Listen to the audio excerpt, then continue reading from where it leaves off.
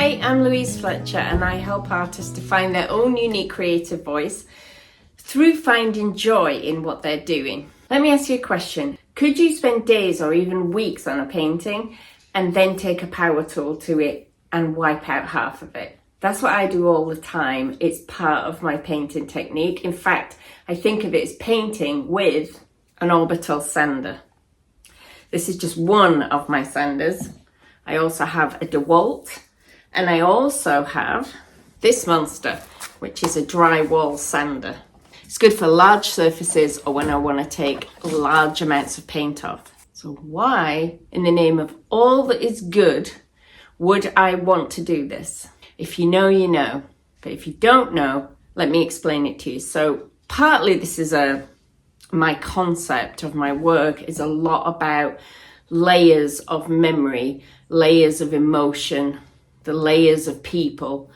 And so whether I'm painting portraits or abstracts, I'm very interested in that idea of the layering, what we hide and what we show, what gets covered up and what gets revealed. So in that sense, removing paint is a really important part of what I do. But it's also an aesthetic choice for me. It's also about contrast, which I talk about a lot, the ways in which we create contrast in our work. Here, there is contrast between smooth areas of paint and then very textured areas of paint. And it's the roughness of some areas contrasted with smooth and gentle application in other areas. Just makes a really interesting thing to look at. And also, you get effects with sanding that you could never get with paint. Let me show you what I mean. And a lot of my day consists of moving heavy wooden panels around. Now, of course, you have to be working on wood to be able to do this. You can try sanding canvas. I have tried it by putting a wooden support behind, by being very careful. I still made holes in my canvas. And I'm only talking about acrylic paint, and I do wear a mask normally, just not for this video. So all those caveats aside, now this is a painting in progress, so I've just finished a sand on it.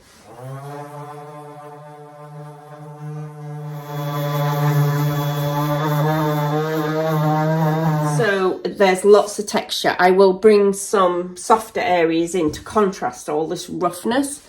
But at the moment, if you see here where these lines have come through, those are accidental. That's because the previous layer of paint must have had those marks in it. And when I sanded this light colour back, that came through. Here, where this pink just peeps through, I didn't know that was there. I couldn't remember what I painted there before.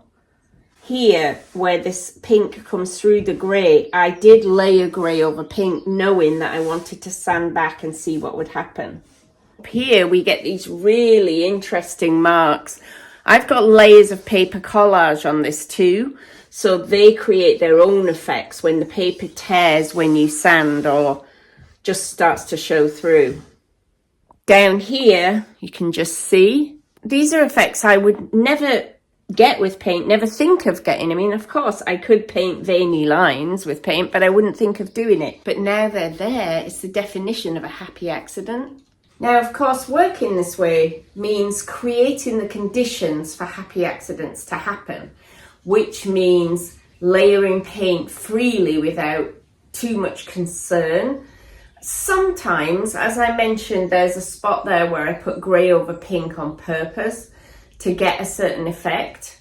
A lot of times it's just happy accident, as I say. A lot of times it's just there happened to be something behind there that I like. And of course, there are accidents that are not so happy. And when those happen, you just cover them up again with more paint. So I'll say, I thought that was going to be a good effect. It looks horrible. Cover it up. And so it's a back and forth of adding and subtracting, adding and subtracting. But this weathered look is so important for my work, and I have not found a better way to get it than removing paint. I have another video that you can find on my channel that is about scraping paint with a furniture scraper. That's another way that I do this. The sander is by far my favourite, and I really feel like I'm painting with it because I choose the grades of sandpaper. So sometimes I use very fine sandpaper. Sometimes I use heavy duty if I want to take lots of paint off.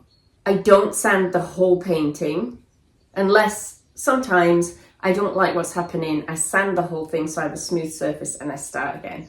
But usually I'm sanding parts to selectively where I want some texture to come through, or where I suspect there might be something interesting. Or sometimes where I want a piece of collage paper to show through a little bit and I've covered it with paint.